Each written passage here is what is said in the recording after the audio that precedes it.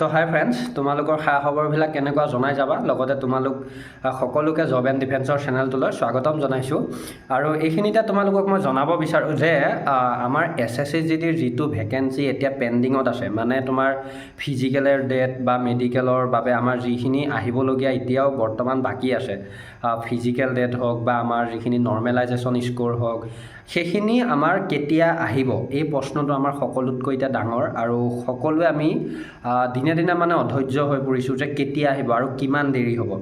আৰু লগতে তাতকৈও এটা ইম্পৰ্টেণ্ট কথা কি যে নতুন নতুন কেণ্ডিডেট হওক বা পুৰণাখিনিও এটা ছিটুৱেশ্যনৰ মানে এতিয়া মুখামুখি হৈছে যে OTRটো কি, বা OTRৰ যে যিখিনি ন'টিচ দিছে সেইখিনি আমিও কৰিব লাগিব নেকি, বা চবেই কৰিব লাগিব নেকি।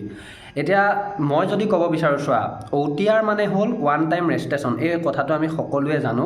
আৰু ওৱান টাইম ৰেজিষ্ট্ৰেশ্যনটো আমি যেতিয়া এই ভেকেঞ্চিটো এপ্লাই কৰিছিলোঁ, মানে সকলোৱে যেতিয়া এপ্লাই কৰিছিলোঁ, যিসকলৰতো ৰিজেকশ্যন হৈ গৈছে হৈছে, কিন্তু যিসকলৰ ৰিজেকশ্যন হোৱা নাই বা যিসকলৰ বৰ্তমান ৰিটেন তোমালোকে দিয়াৰ পিছত এতিয়া ধৰি লোৱা সেইখিনি ঠিকেই আছে, কিন্তু কথা হ'ল তাতে তোমালোকে চাবা যে যিটো ইমেইল তোমালোকৰ দিয়া হৈ আছে, বৰ্তমান যিটো ইমেইল তোমালোকৰ তাত লগ ইন হৈ আছে, সেই ইমেইলটোত পাৰিলে তোমালোক সকলোৱে গৈ এবাৰ ভুমুকি মাৰিবা। মানে তোমালোকে চাবা যে তাত অফিচিয়েলৰ ফালৰ পৰা কিবা তোমাক আধাৰ কাৰ্ডৰ লিংক কৰিবলৈ মেছেজ দিছে নেকি, বা কিবা আহিছে নেকি, ন'টিচ আহিছে নেকি। তো সেই বস্তুখিনি যেতিয়া তুমি চাবা তেতিয়া গম পাবা যে তোমাৰ কিবা প্ৰব্লেম আছে নেকি।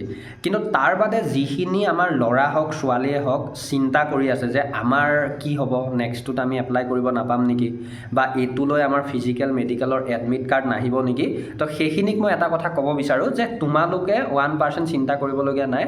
যদি তোমালোকৰ আধাৰ কাৰ্ড অলৰেডি লগ ইন হৈ আছে, মানে ইয়াত আধাৰ কাৰ্ড লগ ইন থকাটো কম্পালচৰি। যদি কোনোবাই আধাৰ কাৰ্ড লগ ইন কৰোঁতেও, মানে তোমাৰ আধাৰ কাৰ্ডটো লগ ইন হৈ আছে, কিন্তু লগ ইন কৰোঁতেও যদি তোমালোকৰ আধাৰৰ নম্বৰটো যদি ভুলকৈ দিয়া হৈ আছে বা ডিটেইলছখিনি যদি ভুলকৈ দিয়া হৈ আছে, তো সেইসকল কেণ্ডিডেটেও অতি সোনকালে তোমালোকে শুধৰণি কৰি লোৱা। আৰু যিসকলৰ গোটেইখিনি ক্লিয়াৰ আছে, মানে গোটেইখিনি কোনো প্ৰব্লেম নাই, তো সেইসকলে 1% চিন্তা কৰিব নালাগে। নেক্সট ভেকেঞ্চিটোতো প্ৰব্লেম নহয়, আৰু এইটোততো 100% প্ৰব্লেম নহয়। আৰু এইখিনিতে কথা কওঁ যে আমাৰ এতিয়া বৰ্তমান মই আজি ভিডিঅ'টো বনাইছোঁ, চ' আজি 31 মে'।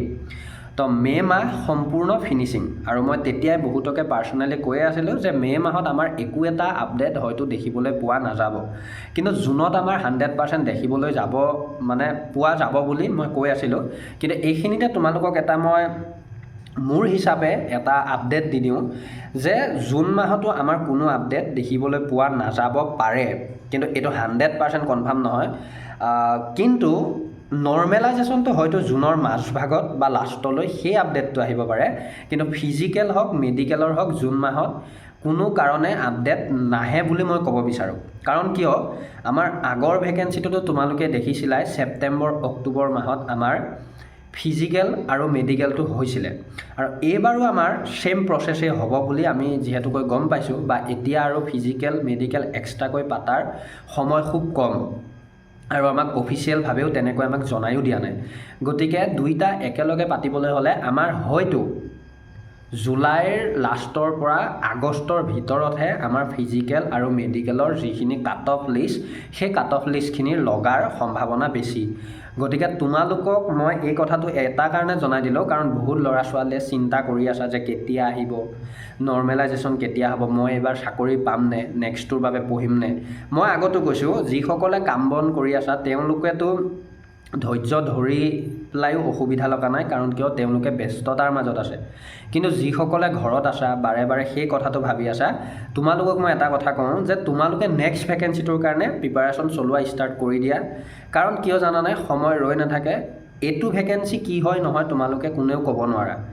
120 থাকিলেও চাকৰি হ'ব বুলি ক'ব নোৱাৰা, আৰু তাতকৈ কম থাকিলেতো বাদেই দিয়া। কথাটো মই কৈছোঁ, মানে আশা কৰাই টান নৰ্মেলাইজেশ্যন নোহোৱালৈকে। গতিকে তোমালোকক এটাই কৈছোঁ, নেক্সট ভেকেঞ্চিৰ কাৰণে পঢ়া। আৰু জব এণ্ড ডিফেন্সৰ লগত যিসকলে আগৰ পৰা জড়িত হৈ আছা তেওঁলোককতো ধন্যবাদ জনাইছোঁৱেই, আৰু লগতে যিসকলে এতিয়ালৈকে জড়িত হোৱা নাই পাৰিলে ছাবস্ক্ৰাইব কৰি বেল আইকনটো অল প্ৰেছ কৰি জড়িত হৈ ল'বা। চ' ধন্যবাদ, বহুত দিনৰ মূৰত তোমালোকক আপডেট এটা দিলোঁ। চ' ধন্যবাদ, জয় আই অসম।